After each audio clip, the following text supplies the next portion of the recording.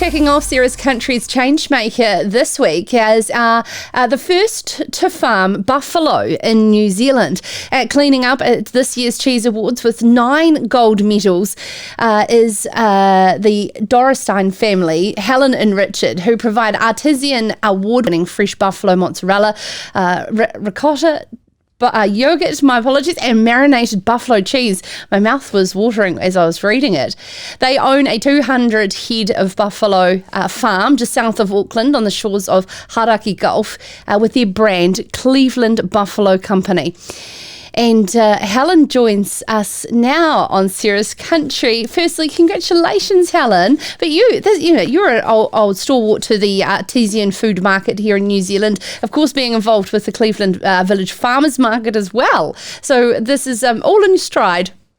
Well, no, it's been a journey, but it's all part and parcel of it, and really gratifying to win these awards, and it's all about farm to table where we're concerned. We love what we do.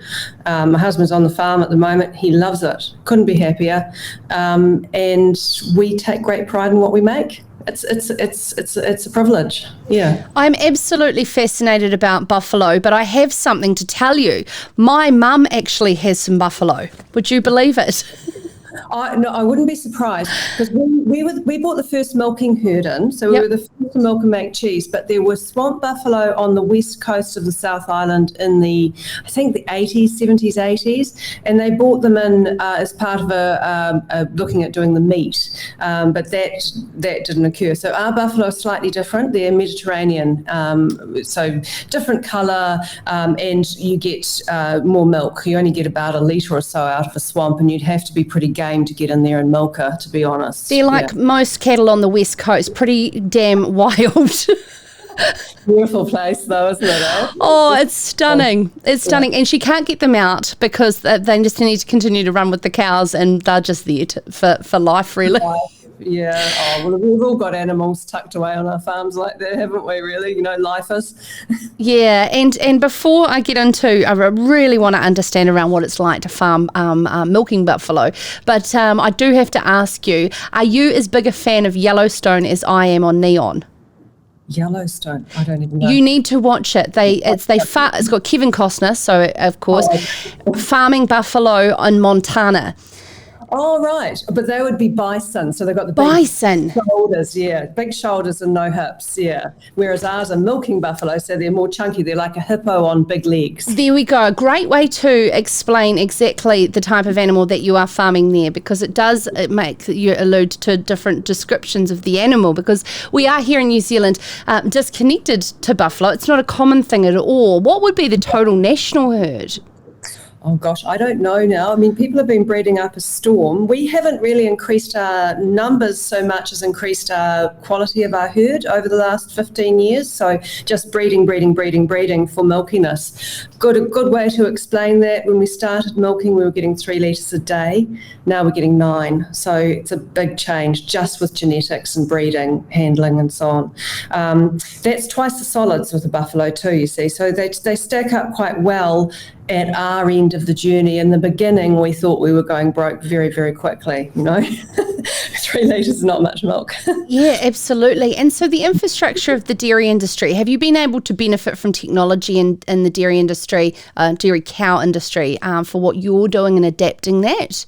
Well, we've adapted, but we needed to go. We went to Italy and we bought equipment in and we adapted. My husband was a Sparky, so he's got good trade contacts and also understands all that stuff. So he made all of our original machinery, because we started off with just 5 girls in the shed. So we've gone from very, very small scale production to we're still small in the big scheme of things, but much bigger production. So we've had to scale up our machinery as cheaply as possible as we go, and his technical abilities have enabled us to do that without costing us an arm and a leg. But there's specific equipment we use for the mozzarella which just wasn't available here. So we went to Italy to buy the machinery we use now, but our initial stuff that when we were making it by hand in the early days came back in my suitcase from Italy instead of shoes, which was a real bummer. Oh, and I mean, of course, sadly, not being able to just jump on a plane and go to Italy. We've got COVID in the mix, but absolutely incredible for local domestic consumers wanting to be more connected to local producers, something you'd see through the farmers market, and of course, Clevedon Buffalo Company as well. Yes, well, it's vital. It's vital for us to sell locally. We actually did export briefly, but it was because mozzarella sits in a water brine. We were basically flying to get it there fresh, because that's the big thing about it. It needs to be fresh. We were flying it to Australia, and we were flying equal quantities of brine and cheese. So it wasn't a valid exercise, particularly when they bring it in snap frozen from Italy. It's not as nice, but it's much cheaper when you snap freeze it and bring it in from Italy. So it was a very, very hard proposition. So our whole reason for bringing in a herd of buffalo was to make a fresh cheese. You can't fly in fresh mozzarella. Well, you can, but you'll be mortgaging your house to buy it. So it was to have the milk fresh to the farm, to the factory, to make the freshest possible mozzarella, which is what you'll have on the Amalfi Coast, and is what is such a delicious memory for so many people that have been to Italy. Yeah. But it was a lot of fun going over to learn how to make it, I can tell you. So how do you structure your business in regards to yourself and your husband's involvement, as well as your wider team, to have that pasture to plate story? Well, we've got probably about 9 staff now. We have 2 on the farm, a full-time farm manager and relief milker, and my husband spends every breathing minute down there too, that he's not in the cheese factory. So I always know where to find him. But and then we've got 4 or 5 staff in the factory. We have got a core staff of 4 who are really important to us. They're our keystone staff members, and they're really involved in the company, and they're really into each role that they perform. And they've grown. As the company's growing, we've been able to bring those people on because, we're getting a bit longer in the tooth and we need some help now. Yeah. So part of our Changemaker series is really understanding what those who are making change makes them tick and motivates them to want to do things differently. How did yourself and your husband sort of go down this path, and why are you, what makes you sort of get those feet on the floor every morning and pushes you in your purpose to do so? Well, quite simply, we love food, absolutely love food, and we like good food, healthy food. So we garden a lot, grow most of our vegetables, and what we don't grow, we buy at the market. And I just love food. And we had mozzarella together in Italy before we started this project, and it was just beautiful. It's just a beautiful cheese, a beautiful milk to work with, and quite frankly, it started off as the mozzarella story, but it's become so much more with the marinated cheese, where Richard's now building a blue room, which is really exciting.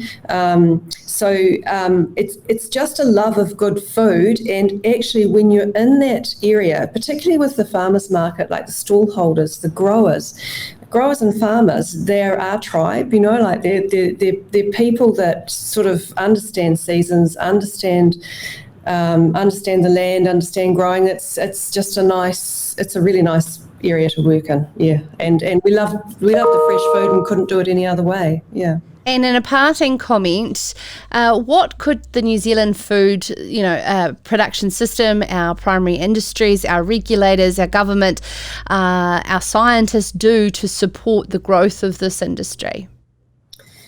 Wow, a lot, really, to be honest. I mean, I really feel for small cheesemakers. I mean, it's been a really hard struggle. I mean, we've been around long enough now, and we have a significant enough point of difference that I'm reasonably confident we will survive. But I think if you're a small producer producing a handcrafted product, and you're paying more than a living wage, because most of our people are on well above minimum wage now, much more. It's very hard to make ends meet when you're competing against cheeses and so on coming in from overseas made by people on €2 an hour. You can't do it. So I think that New Zealand as a whole needs to realise that there is something very real we will lose if we lose our ability to manufacture things. And that goes right across all the primary sector. So not just dairy. I'm talking about making things out of wood. I mean, why are we exporting logs, in such quantities, and we've lost the ability to, if we lose, because we're so small that we could become artisan producers to the world in a really lovely place for people to come and live and visit, where we produce top quality added value things, not just, tonnage of things, which isn't good for our landscape. Well, I've got you there. How are you getting on with the EU's geographical indicators around the use of the names of the products whilst that's on the table with negotiations? Nothing's really been affecting us yet. I don't know. We'll cross that bridge when we come to it, really. We'll just call it damn good Kiwi cheese, I guess. Love your attitude. Hey, and congratulations on the 9 gold medals in the recent New Zealand Cheese Awards. Helen Dorresteyn,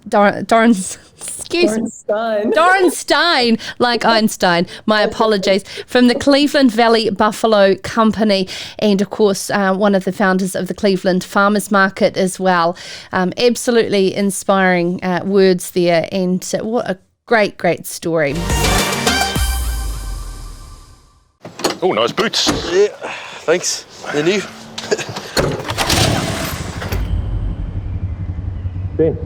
Ben, you alright? Oh, yeah, sorry, mate. Just meerkatting pretty hard, eh?